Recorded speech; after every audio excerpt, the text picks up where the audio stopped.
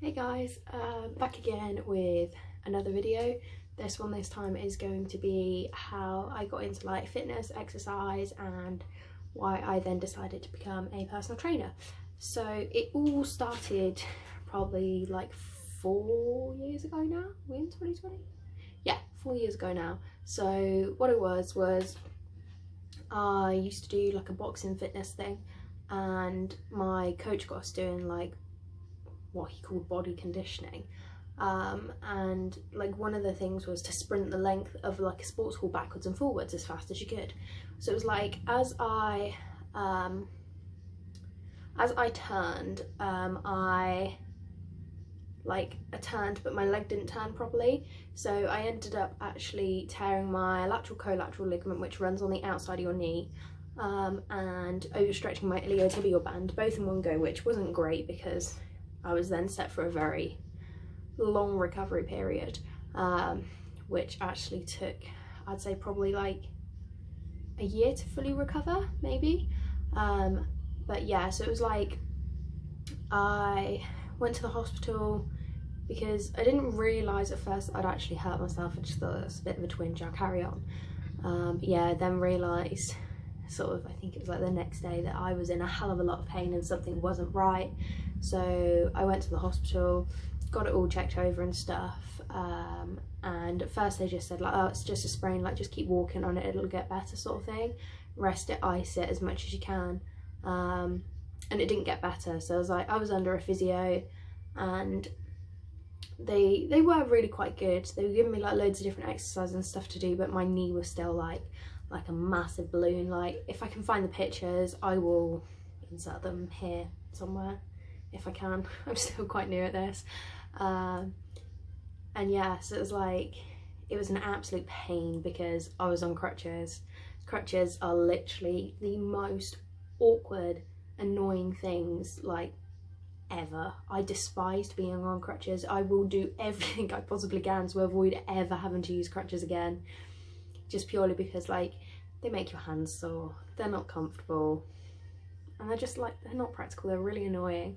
So yeah, I had those, and I was on crutches for I think like 5-6 months in total, and for 3 of those months I had a full leg brace. So from my hip down to my ankle I had a metal brace on, which actually like helped the recovery more than anything, because to start with I was only allowed to bend my knee like a tiny little bit, and then like each week or 2 weeks or whatever, that the bend of my knee would increase.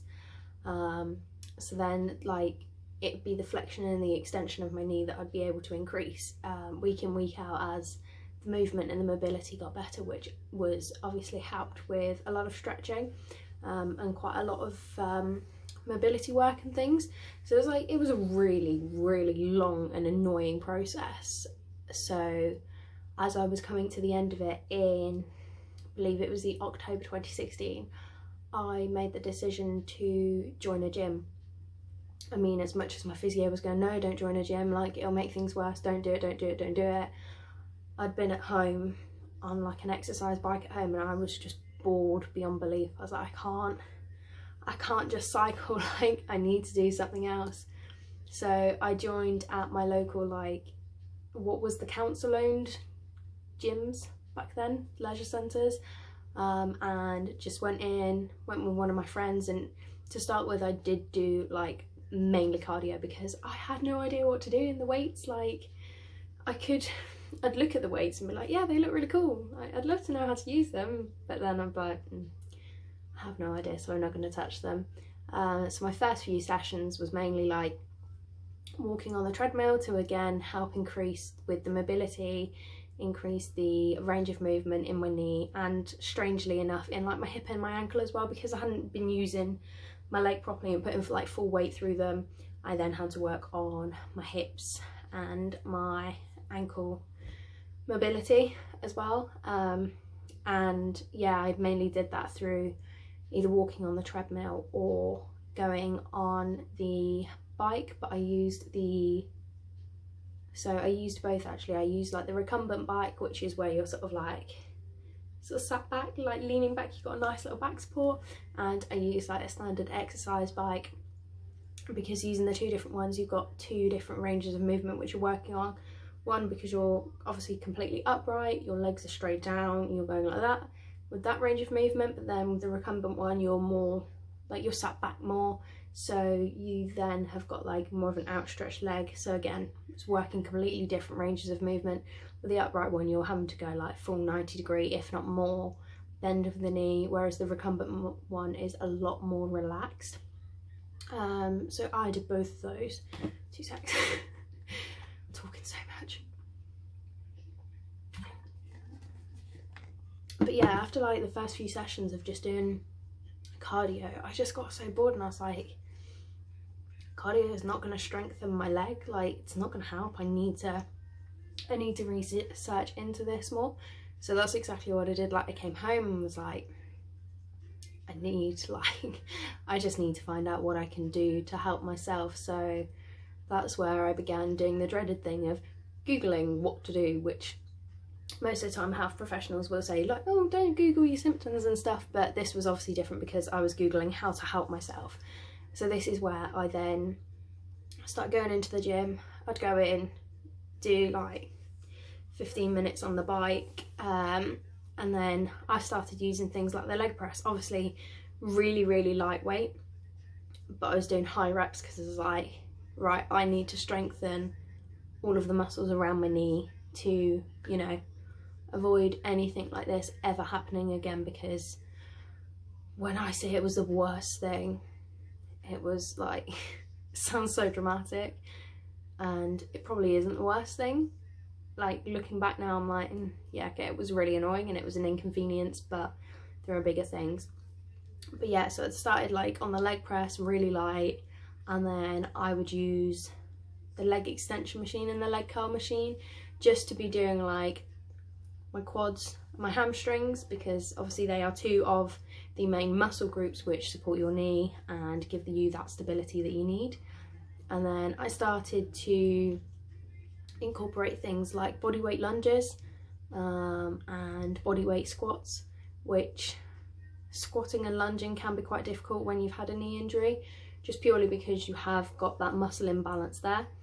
But doing things like that really did help me. And I did like, so with the leg press, leg extension and the leg curl machines, I did a hell of a lot of just single leg work, because obviously my right leg was still strong, like that hadn't been affected. If anything, that had improved because I was putting all my weight through my right leg.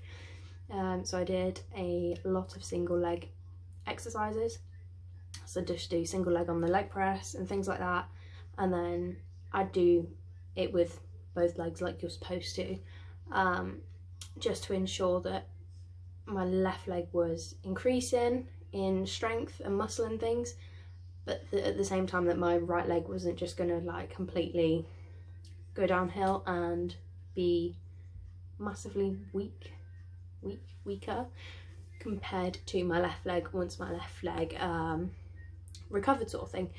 So yeah, it was like, I think within probably about 6 months of being at the gym, I saw like quite a big increase in my strength.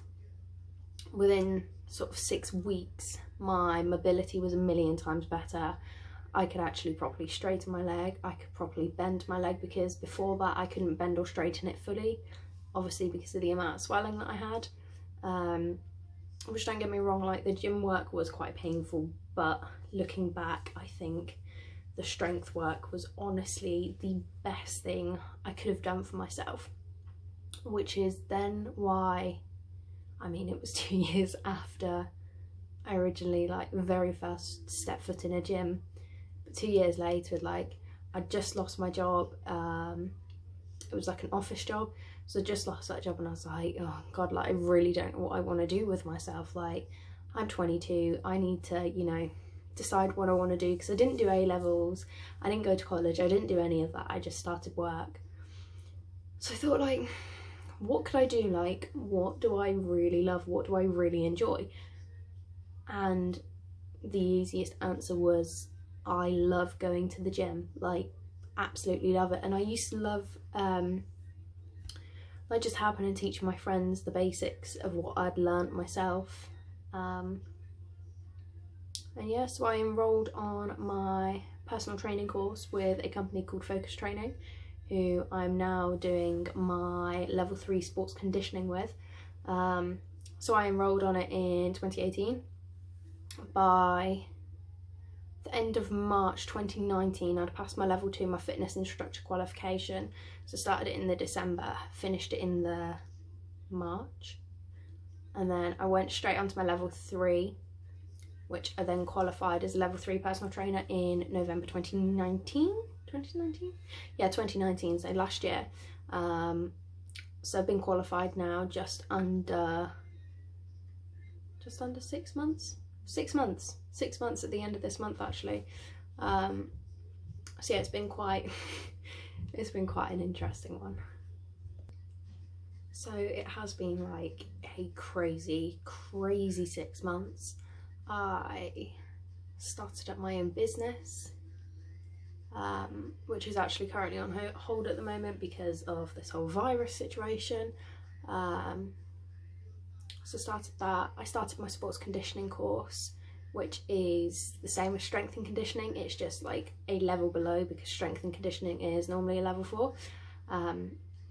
But I made the decision to be a personal trainer and to then go into sports conditioning and hopefully do sports and exercise science, because I want to be able to help people, whether they are like professional athletes or whether it's just someone like I was that had, you know, injured themselves and wanted to be back to normal. That's what I want to do, and I absolutely love my job and love the decision I've made to go into the fitness industry, but not for a, oh yeah, I can make you lose fat, I can make you do this, that and the other, because, you know, that's just not, it's not what I'm focused on. It's like, I will do it, I can do it, I can help people lose weight and things like that, but my heart is set on like the sports rehabilitation and things like that to, as I say, help rehabilitate people. I would have gone into physiotherapy, but that's not really like the area that I want to be in.